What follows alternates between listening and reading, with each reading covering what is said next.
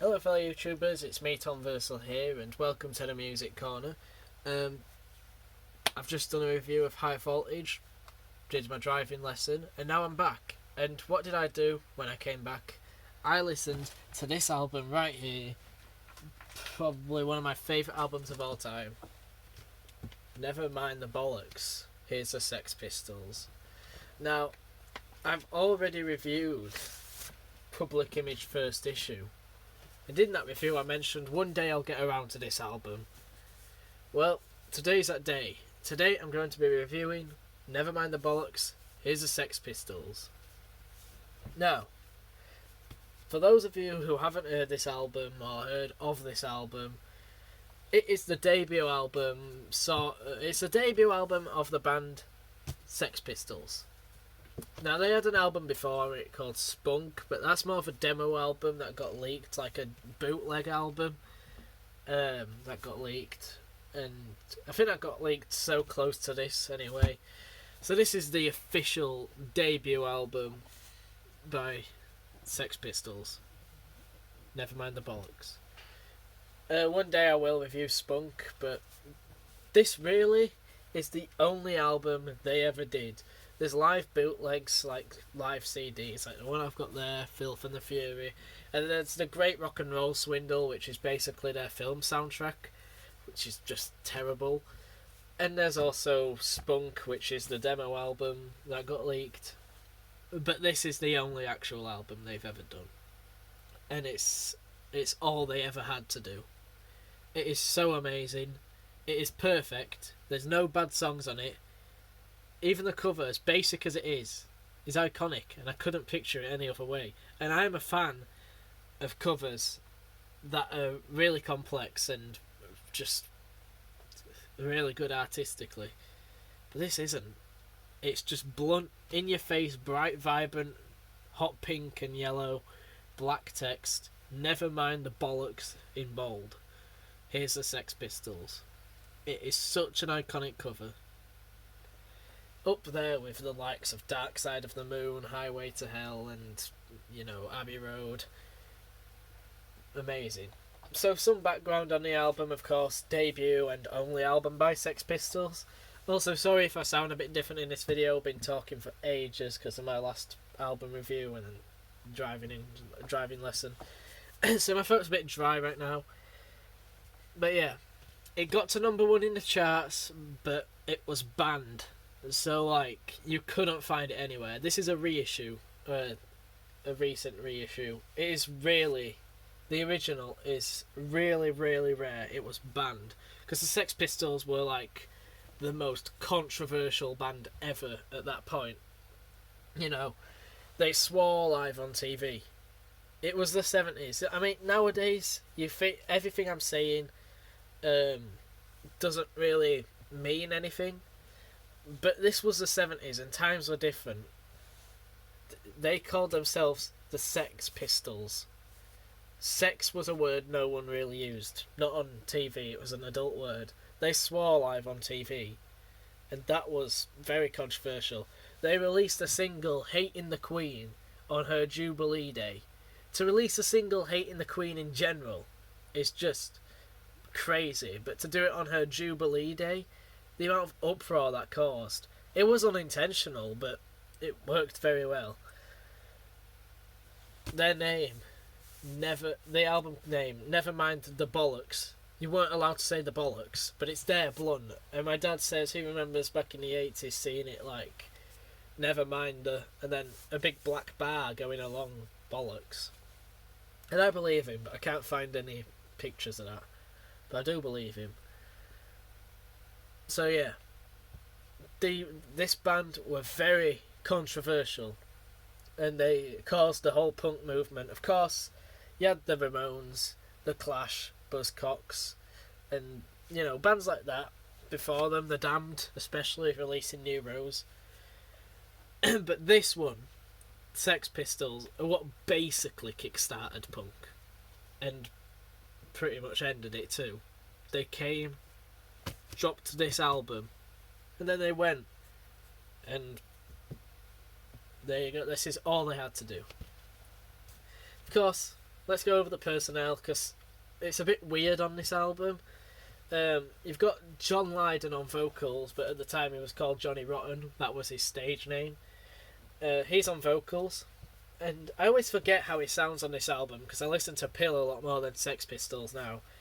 And when I listen to this album, his voice sounds higher pitch, and I guess he has like this sort of wail on this album, and he shouts sometimes.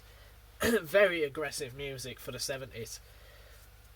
Yeah, you got Steve Jones, who does all the guitar work, and he does basically all the bass work as well, all the bass guitar.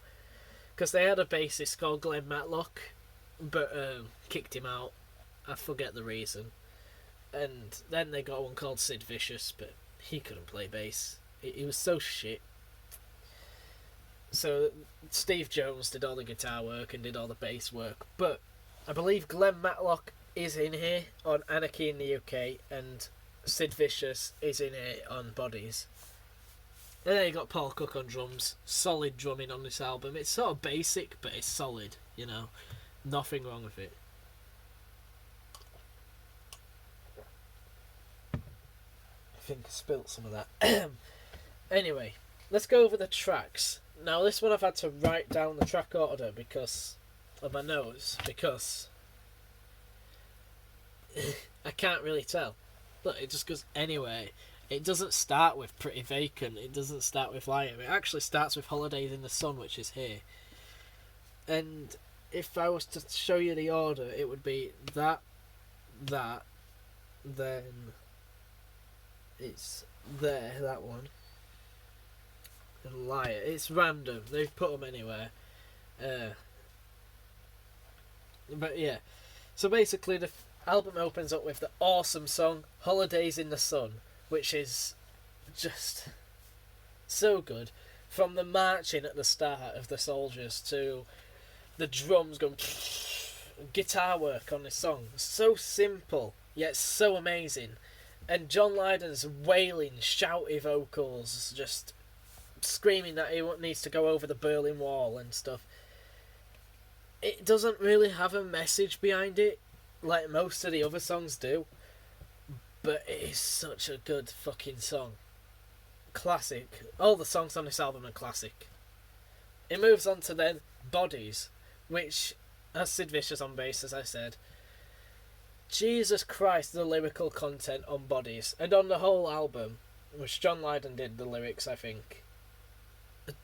The lyrics on Bodies. Nowadays, probably a bit tame. This was the 70s.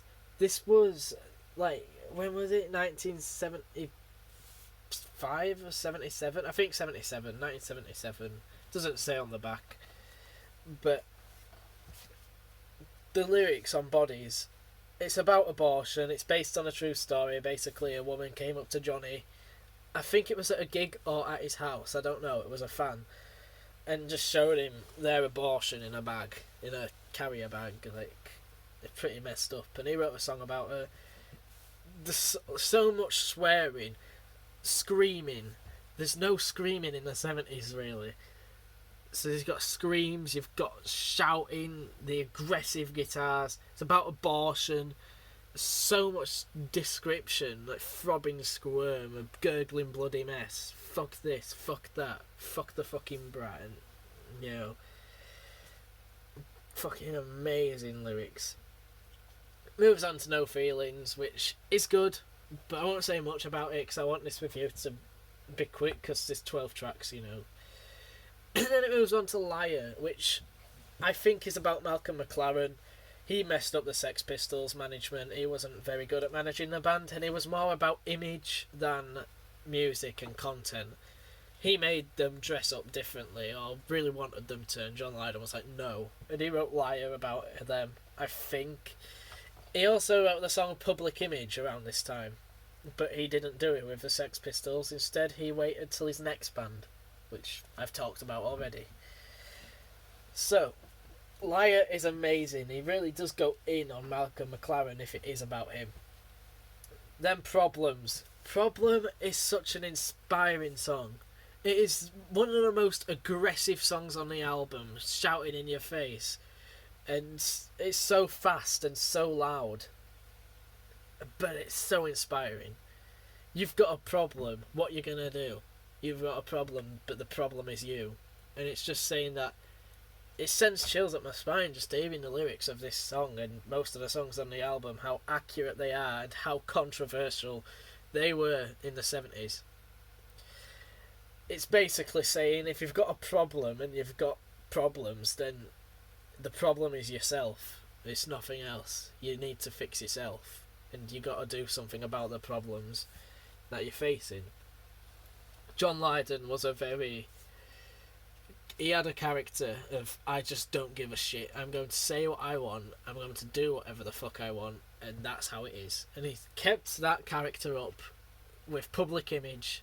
And I would say to this day, but he's settled down a bit since he's an old man now, with like a wife and stuff. So he's settled down a bit, but on this album and the early Pill albums, definitely someone you don't want to mess with. Next up, God Save the Queen, the most controversial song, well, not really in my opinion, but it caused a lot of controversy at the time. And it's just mocking the Queen. It's calling her like just not a human being. She's only there for the tourists, and she's ruining us middle class people as working class people. They're all working class, and this is definitely a working class record. You can tell by the title, never mind the bollocks. It means just don't care, really. God Save the Queen's just mocking the Queen, and released on her Jubilee Day, was banned. Then you got 17, which is a song about Sid Vicious. I think Sid Vicious might have helped write the lyrics, if not all of them, because Sid Vicious had a solo career. Even though he wasn't good musically, he did anyway. And it's a really good song. It's one of the weaker songs because it's slower and it's not really as punchy, but it's like, I'm a lazy sword, another lazy sword, and stuff like that. It's a great song. Moving on to Anarchy in the UK, another single off the album. It's just basically the same as God Save the Queen. It caused so much like uproar because it was John Lydon shouting that he wants anarchy. I don't think it's serious. I think it's a sort of jokey song, but people took it seriously, especially in the 70s. Even if it is a joke, people were like, Johnny Lydon, John Rotten was the biggest threat next to Hitler. They were genuinely saying that. It's ridiculous, because nowadays you'd get away with it all, and you might even just if you did this album nowadays, it might not even be that good, but the fact it's in the 70s and the amount of shit they say in it that is so good, and the amount of stuff they play that is just crazy good, it makes it a perfect album. Submission is next. Not as good lyrically. It's still good, but it doesn't really have much of a meaning, not much of a stronger meaning in my opinion. But it's a good song, good riff. As much as John Lydon would hate to say it, this is sort of rock. It's punk. It's punk in every sense of the word. But it is sort of taking the rock and roll riffs from the 50s and 60s and adding a lot more energy to them. And I know he hates rock, but I don't really care. It's just like, it is sort of rock. I guess he knew though, because they did a song called Roadrunner, which is a cover of the rock and roll song, and he's like, oh, it's bloody awful. Moving on to another single, Pretty Vacant, got banned again because they say, we're so pretty, oh, so pretty, vacant. And then John Lydon shouts vacant as if he's shouting cunt, which is, I don't know about Americans, but cunt is a really strong swear word. It is like the most vulgar of the swear words, and John Lydon is shouting it in a single. So of course it was going to get banned, even though he's saying vacant, he's saying it like vacant. And it is an amazing song. I don't know what it's about. I think it's just another punk song. We're punks, we don't care. We're ugly, but it doesn't matter. But like, perfect song. Then New York, which is a song mocking, I don't know who it. I think it was. I don't know who it's mocking, but it's mocking someone, and I'll put it in the description. Mocking a song, but not like out of spite. It's just a jokey song. It's really good, and it's weird because nowadays you couldn't say faggot. But back then it didn't even cause controversy. Out of everything that caused controversy, John Lydon saying, "You poor little faggot, you're sealed with a kiss. Kiss me." It's just like, didn't get banned. Well, I guess technically the whole album was banned, but still. It's an amazing song. Again, weird lyrically, but it's still really good. And then finally, the album ends with the absolute classic song. It's so killer, EMI. EMI is really loud, really catchy, really aggressive, very punk. And it's basically a song where I think they might have been on Virgin Records for this album, but their record label before was EMI, and they had such bad experiences with EMI, so they were like, they just wrote a song. John Lydon wrote a song about fuck you EMI, and just hated EMI, basically hated the record label, and John Lydon still hates like every record label in existence even today. The song as well, I've mentioned it in my Public Image review, reminds me of the song Low Life, which it is a later song Johnny Rotten would do, but still, it's a great song. This isn't just Johnny Rotten's album. You've got Steve Jones, Paul Cook, Glenn Matlock, Sid Vicious, you know. This album is perfect. Alright, I know every song I've basically said the same thing, but this, it just doesn't stop punching you in the face, does it? Every song is so ridiculously good, so packed with energy, so angry, so aggressive, so true, and so working class. It's crazy that in the 70s they were doing stuff way ahead of nowadays time. Punk later died, and I blame bands like Green Day, Blink-182, Sum 41, they're not true punk in my opinion. This is punk. Sex Pistols were punk. I don't listen to The Clash, but they were punk. At first anyway. And Buzzcocks were punk. The 70s punk was punk. It was fucking angry. It was aggressive. And it wasn't to be messed with. Nowadays punk has sort of died and become a fashion, which is why I prefer post-punk. But anyway, the only thing I can say as an overview, it's perfect. And if you have not listened to it, I don't know why you're watching this review if you haven't listened to it, but if you haven't listened to this album, fucking listen to it. It's one of the best albums of all time. Anyway, hope you enjoyed this video. If you wanted to see what my thoughts on what John Lydon did next with Public Image first issue, I've already reviewed that. Go and watch that. But yeah, Sex Pistols, never mind the Bollocks. Classic album. Thank you for watching this review. Stay epic.